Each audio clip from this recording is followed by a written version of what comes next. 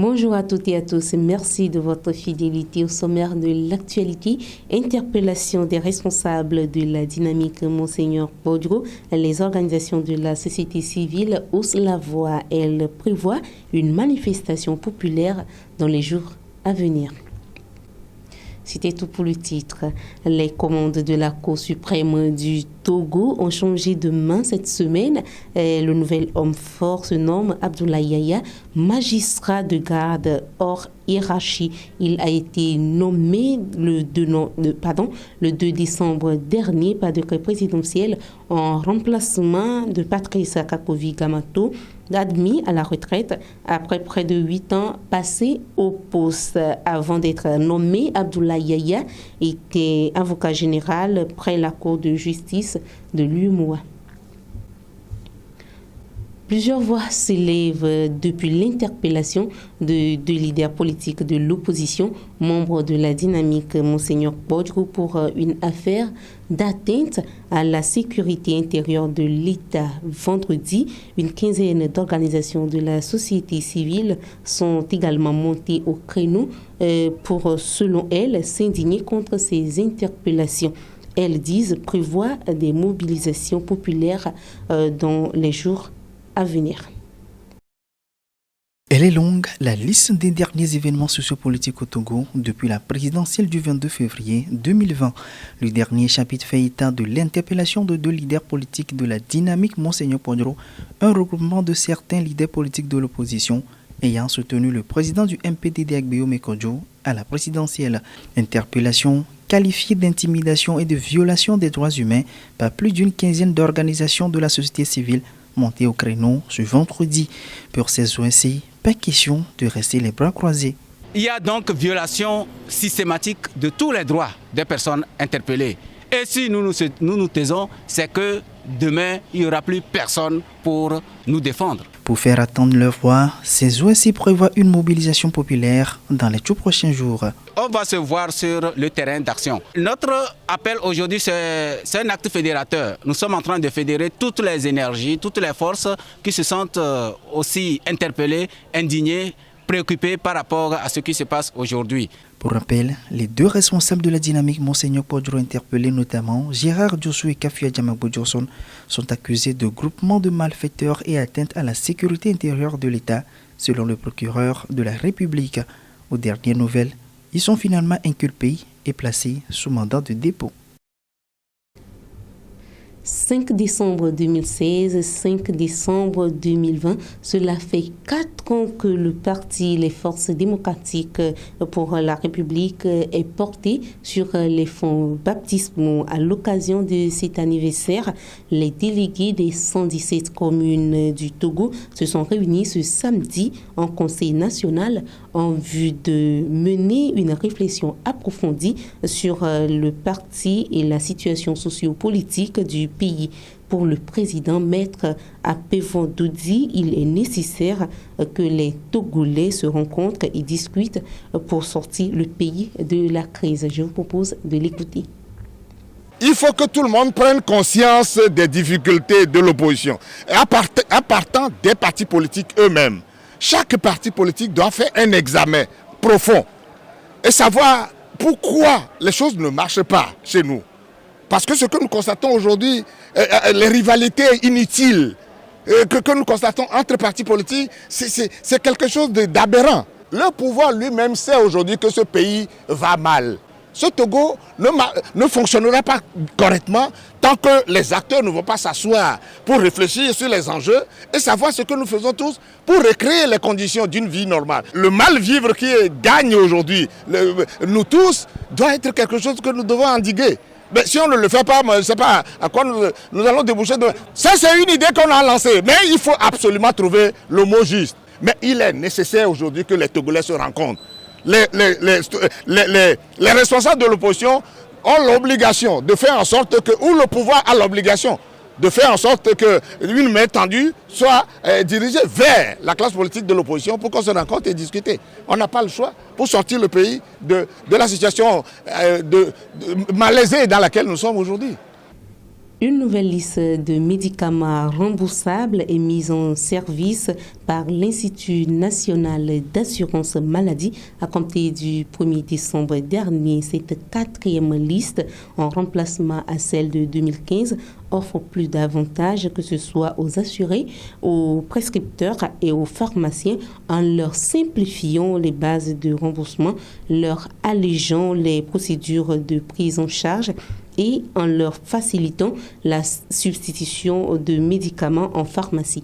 Herman Adadé, Samson Cuvi. Pas un seul jour où l'on ne manque d'assister à ces entrées et sorties au niveau de l'Institut national d'assurance maladie, le besoin étant impératif. Arrivé à un moment, les lunettes étaient périmées, il fallait renouveler. Grâce à l'INAM, j'ai pu avoir mes lunettes à un prix abordable et je suis satisfait de ces prestations.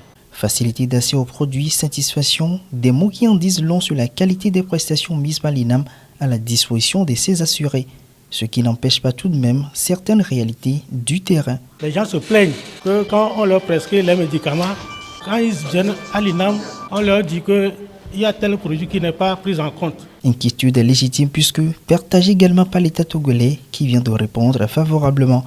À compter de ce 1er décembre 2020, une nouvelle liste des médicaments remboursables entre en vigueur. Elle fixe un prix référentiel de remboursement commun pour les médicaments qui ont la même composition, la même forme et le même dosage. La liste est faite de sorte que l'assuré INAM trouvera son reste à charge, c'est-à-dire sa part à payer dans le médicament, plus faible. Pour le prescripteur, cette liste contenant moins de médicaments que la précédente, il pourra s'y retrouver plus facilement pour choisir les médicaments les plus efficients et surtout en utilisant l'applicatif qui est le support de la liste, le Presta Plus. Et le pharmacien également a ses avantages parce que plus le médicament est accessible financièrement, les clients peuvent y accéder et payent effectivement. Donc il verra ses chiffres d'affaires monter. L'objectif est donc simple, plus de satisfaction dans les prestations, notamment à 3 niveaux principaux. La première catégorie, c'est la satisfaction du bénéficiaire, déclinée en 2 points. Le premier point, c'est la qualité des médicaments. Et le second point, c'est la réduction du reste à charge. La deuxième grande catégorie, c'est l'équilibre du régime. La troisième grande catégorie, vous savez très bien que le Togo va vers une couverture maladie universelle. Donc cette liste fera que cette couverture universelle sera soutenable. À noter que les médicaments occupent plus de 60% des dépenses totales de soins dans les pays de la sous-région, y compris le Togo. Les jeunes et femmes enceintes ont encore de quoi se réjouir un peu plus en matière d'accompagnement socio-médical. Et ceci grâce à une nouvelle application mobile dénommée Dokita Eyes ou Les yeux du docteur. Un accord de partenariat a été signé mercredi dans ce sens par l'ONG togolaise Courrier d'Hôpital International, l'initiatrice du projet et l'association togolaise pour le bien-être familial. Herman Anadé, Samson Cuvi. Il est juste symbolique, mais très important, surtout dans l'éducation sexuelle des adolescents et jeunes togolais. À travers ce acte de partenariat scellé ce 2 décembre, l'ONG togolaise Courrier d'Hôpital International et l'Association togolaise pour le bien-être familial s'engagent davantage à faciliter l'accès aux jeunes ruraux et urbains à la santé sexuelle de la reproduction et aux bonnes pratiques d'hygiène. Les jeunes pourront, grâce à leur carnet numérique, bénéficier d'un certain nombre de services de la part de l'ATBF.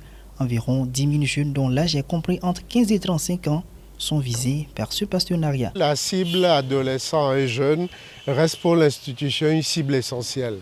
C'est pour cela que la TBF se réjouit de ce partenariat. Concrètement, comme vous l'avez vu tantôt, nous avons reçu des cartes que nous allons redistribuer aux jeunes qui sont dans le besoin.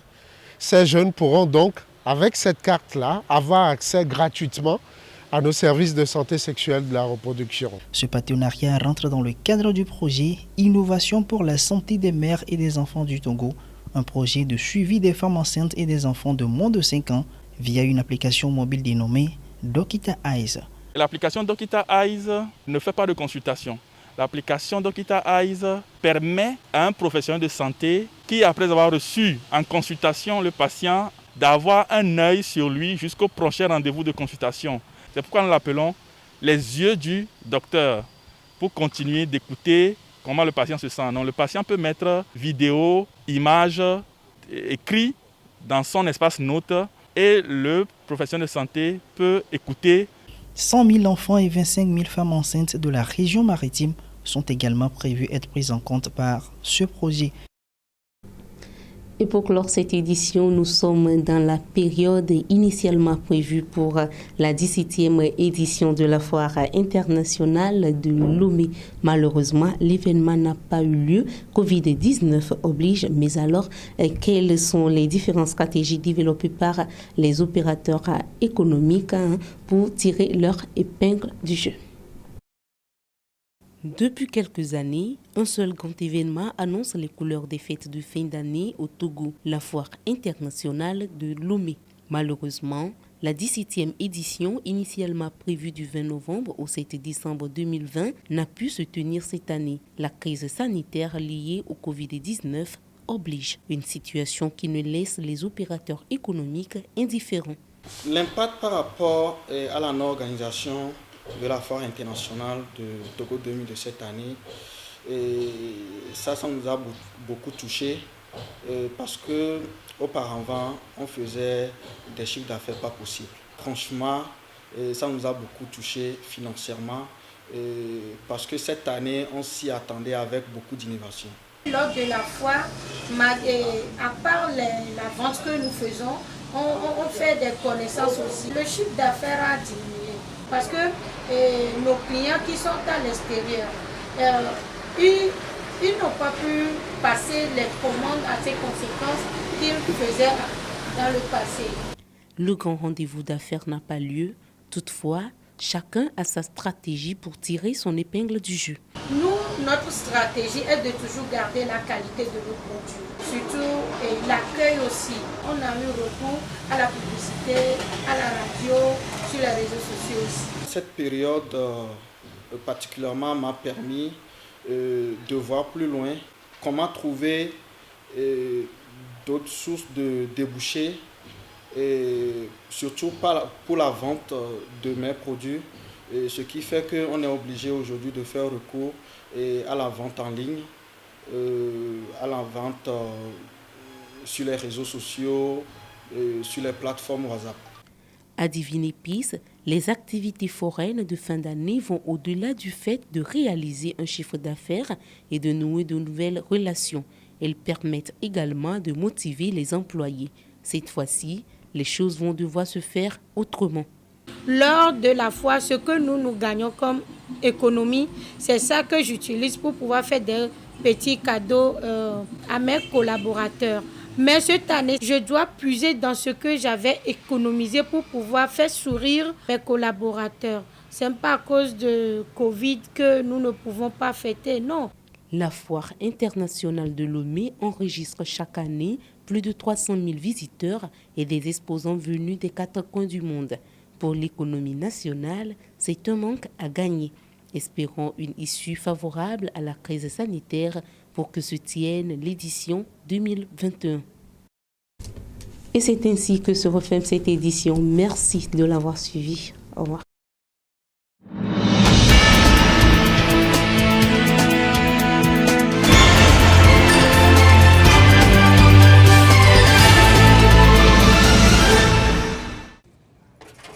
Ayele, toujours bien stylé. Merci. Bonjour Salim. Bonjour ma chérie. D'où viens-tu aussi bien habillée? De l'hôpital. C'est que je suis hyper tendue et diabétique. Je suis allée pour le contrôle de ma tension et de mon taux de glycémie. Quoi? Tu veux précipiter ta mort? Avec toute cette pandémie de la maladie à coronavirus, toi tu prends le risque d'aller à l'hôpital de se faire consulter. Le coronavirus est déversé dans nos hôpitaux ou quoi? Ce n'est pas parce qu'il y a Covid-19 que nous devons oublier de se faire consulter pour les autres maladies. Il suffit juste de respecter les mesures barrières. De la maison à l'hôpital, de l'hôpital à la maison. Et il n'y aura pas de soucis. Ah bon? Oui Salim. À part Covid-19, les autres maladies restent aussi prioritaires.